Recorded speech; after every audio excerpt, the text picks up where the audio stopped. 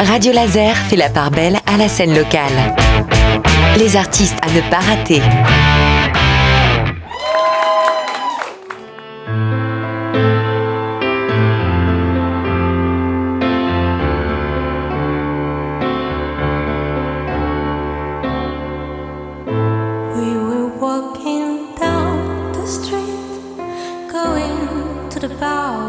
Pour ce 3e épisode de la semaine, Eva Luna est au micro de Simon Leclerc. Elle nous explique aujourd'hui ce qui l'a menée à écrire une musique sur la situation palestinienne. D'ailleurs, dans le morceau, tu rappes un peu, hein ? On t'entend le faire ? Enfin, je peux dire que tu rappes. Ouais, oui. Ça. Et du coup, c'était encore une occasion d'essayer autre chose pour toi. Bah déjà, c'est le seul morceau en français que j'ai sorti, parce que là, cette fois-ci, j'avais vraiment un message concret à faire passer, donc j'avais pas envie que ce soit en anglais, parce que souvent les gens ils me disent « mais c'est dommage que ce soit en anglais ». On comprend pas ce que tu dis, hein, ouais, voilà. On imagine. Donc moi, je reste sur ma position, j'aime chanter en anglais, mais ce morceau-là, c'est vrai que j'ai eu envie de le faire en français, et puis de faire vraiment un texte sur lequel j'ai passé beaucoup de temps aussi, parce que c'est hyper délicat de parler de ce genre de sujet quand on n'est pas vraiment concerné, en fait. Surtout quand tu composes pas tout le temps en français, j'imagine que ça rajoutait une difficulté, parce que c'est différent.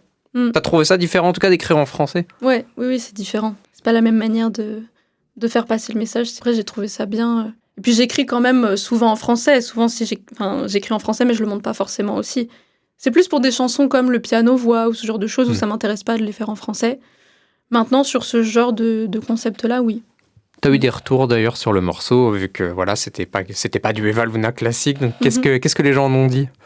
C'est mitigé.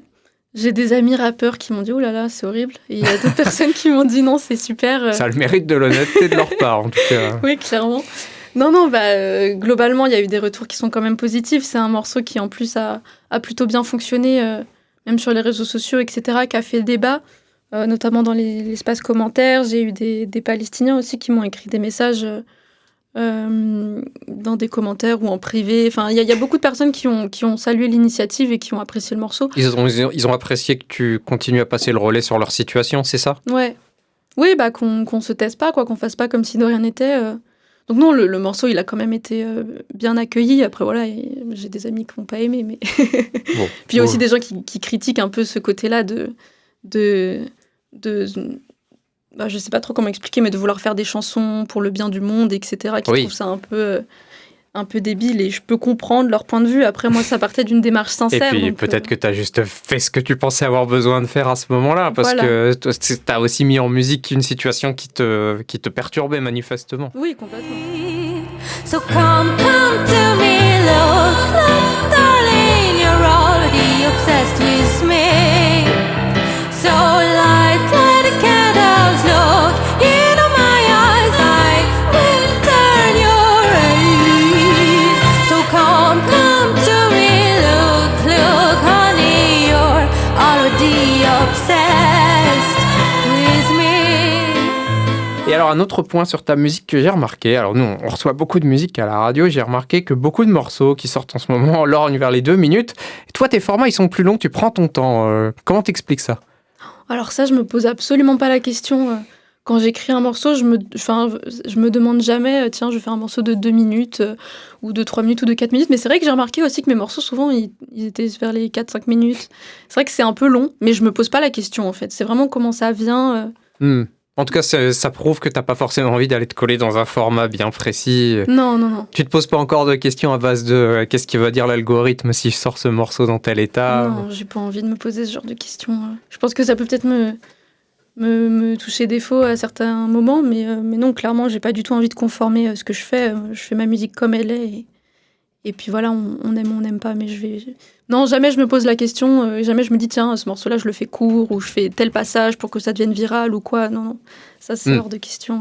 C'est parce que tu fais de la musique, parce que t'aimes ça, tu veux pas forcément... T'aimerais en faire un métier, mais il y aura pas de compromis pour que ça devienne un métier, quoi. Oui, c'est ça.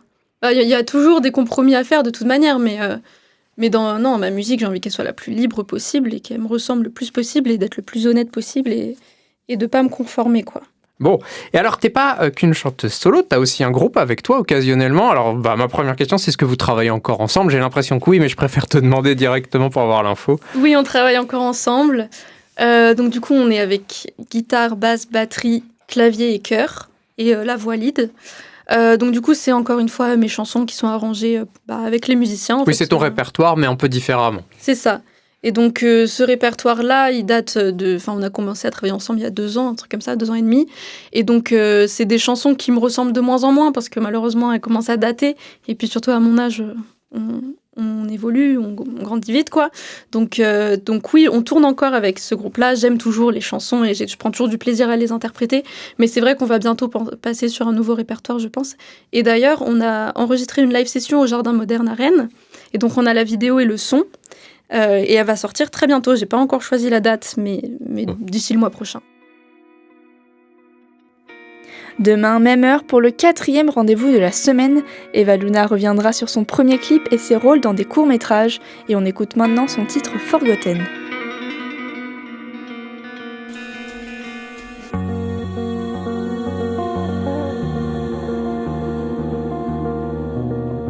Мною принято решение о проведении специальной военной операции. In Springfield, they're eating the dogs. The people that came in, they're eating the cats. J'écris ce texte, j'essaye de trouver les bons mots. J'ai regardé jusqu'au bout toutes leurs vidéos. Urgence Palestine, j'ai filé 20 €. À part ça, je sais pas quoi faire, donc j'ai écrit ce morceau. Je sais pas si mon texte est assez clair, s'il est assez beau. Je sais pas si c'est vraiment nécessaire, si ça changera quelque chose. Je sais pas si c'est l'art qui nous sauvera, mais j'ai gardé un peu d'espoir au cas où c'est le cas. Si c'est sur studio plus tard, je galère toujours autant. Parce que les enfants de Gaza, je les résumerai pas sur 4 ans. Je récite mon cours d'histoire en le conjuguant au présent. Et j'ai tellement peur du noir que la nuit je crie en dormant. C'est pas demain qu'il faudra retrousser ses manches. N'avez-vous pas de décence?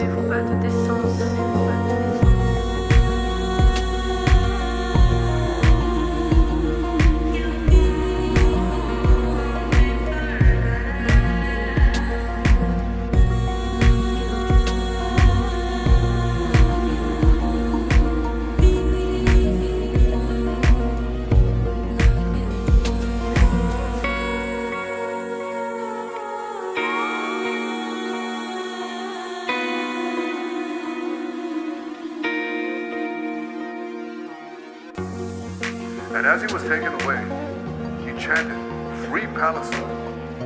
This is exactly the same chant we heard on October 7th.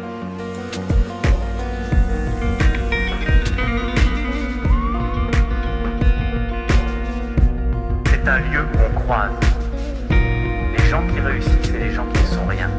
Les meilleurs films d'horreur se trouvent maintenant à la radio. Et les pires one-man show dans les discours des fachos. Si mentir était un jeu, ils auraient gagné la partie. Mais quand le jeu tire sur les gosses, je préfère dire que c'est pas fini.